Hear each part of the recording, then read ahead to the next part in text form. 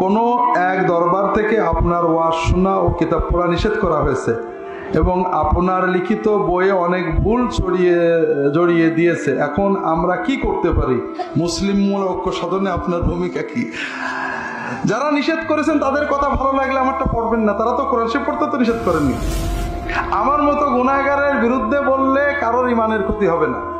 আল্লাহর বান্দা আল্লাহই জানেন কি জন্য বলেছেন, কথা বুঝতে পেরেছেন? উনি যদি হিংসামি করে বোঝেন সেটা কে জানেন, উনি যদি নেক নিয়েতে বলেন সেটা কে জানেন। কাজেই আমার এইগুলো নিয়ে মাথা ব্যথা নেই। আপনারা আমার বই পড়েন না পড়েন, আমার অনুরোধ হল আল্লাহর কোরআনটা পড়বেন, কোরআনের তর্জমা পড়বেন, কথা বুঝতে পেরেছেন? আল্লাহর নবীর হাদিস পড়বেন, হাদিসের তর্জমা পড়বেন, কথা বুঝতে পেরেছেন? আল্লাহর কোরআন নবীর হাদিস পড়লে আপনাদের চোখে নূর আসবে, কলবে নূর আসবে।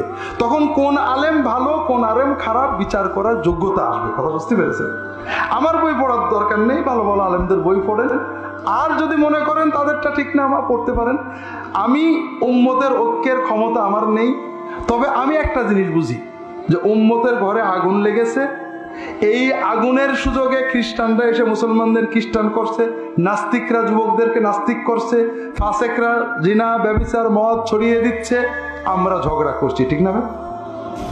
কষ্ট লাগে, কিন্তু আমাদের কিছু করার নেই। আমি এইটুকু বুঝি যে এই আগুনে আমি কোনো মতেই বাতাস দেব না, আগুন বাড়াবো না। পারলে 2 বালতি পানি ঢালবো, না হলে আল্লাহর কাছে বলবো আল্লাহ তুমি শান্তি দাও। কাজে আমি কারোর বিরুদ্ধে কখনোই বলি না, বললে কর্মের বিরুদ্ধে বলি, ব্যক্তি দলের বিরুদ্ধে কোনোদিন বলি না, আমার বইও পাবেন না। যেগুলো বিরুদ্ধে বলি সেগুলো যতটুকু ইসলামী আদব সহ বলি। এতে কারো ভালো লাগলে আলহামদুলিল্লাহ। দুনিয়ার মানুষকে খুশি করা সহজ না কঠিন? আর আল্লাহকে খুশি করা, বাস আমার রব যদি খুশি হয় আলহামদুলিল্লাহ। আল্লাহু তাআলা আলাম। আল্লাহুম্মা সাল্লি আলা মুহাম্মাদিন নবিয়্যিল উম্মি ওয়া আলা আলিহি ওয়া আসহাবিহি আজমাইন।